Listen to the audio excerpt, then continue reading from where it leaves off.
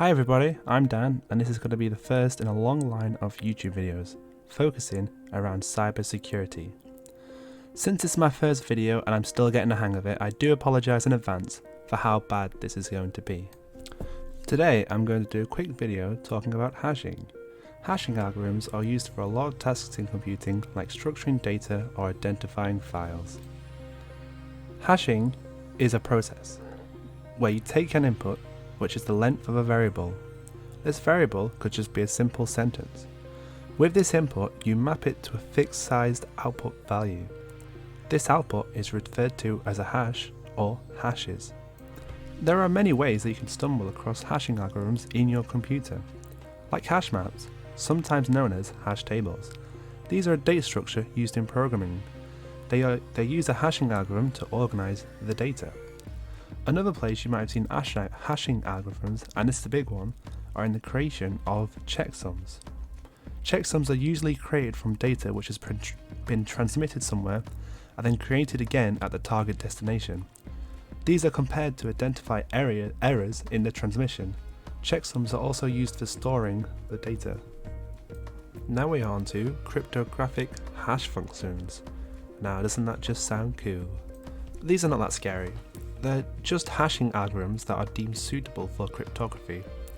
This type of hash function could be required when generating digital signatures, securely storing passwords or other sensitive data, and of course, fingerprinting files. File fingerprinting, now doesn't that sound interesting? Don't worry about it. It's just a way of identifying and tracking data across a network, so nothing gets lost. The digital signature, now that's a cool one that we should remember for later. One big thing hashes are used for, or were used for, is to identify potentially malicious files. This is because the changing name of a malicious file, or virus, does not affect the hash value which is generated from the content of that file. This means that security experts can compare these hashes with other samples using services such as VirusTotal. This allows them to identify various strains of malware regardless of the file name used by the attacker. This is how most older antivirus softwares used to work. Cryptographic hash functions all need to follow the same set of rules. They need to constantly give the same output from a given input, meaning they are deterministic. That's a computer science word. But it's a word used in computer science. It should be relatively quick to compute the hash of an input relative compared to the size of the file that you're trying to hash. They need to avoid collisions. Now this is an interesting point. Basically it means we don't want different files to have the same hash value. Different inputs equals different outputs.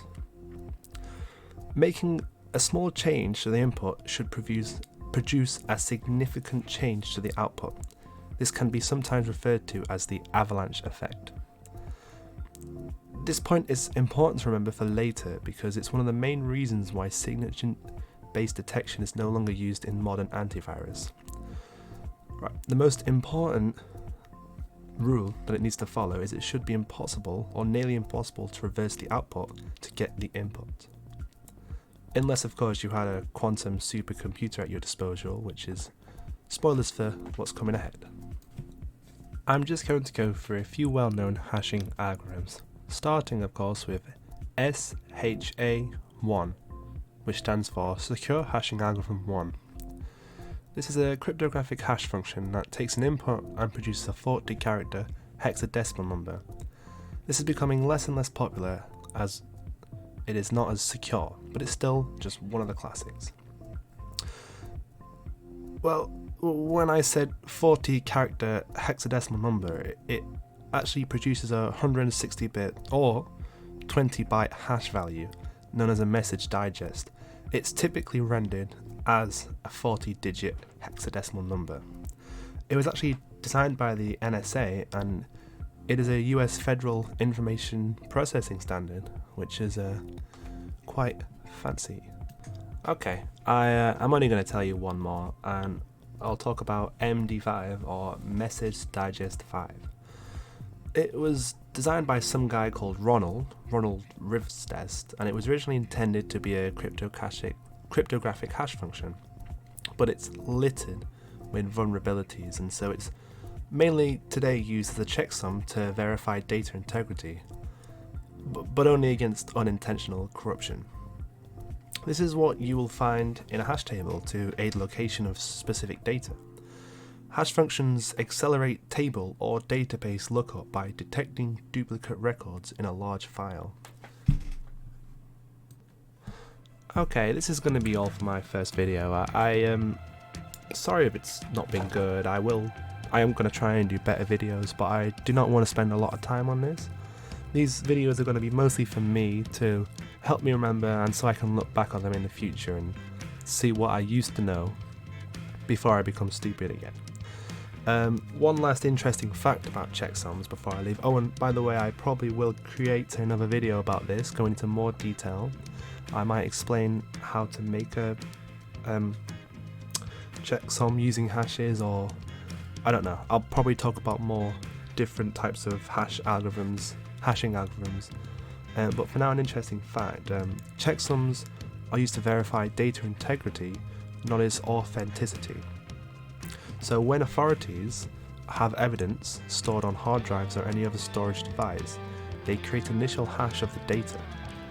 Then another hash is generated later at the trial. This is compared against the original, and if these match, then they're used to show that the device has not been tampered with while in police custody. Okay, thank you for listening, and I'll see you next time.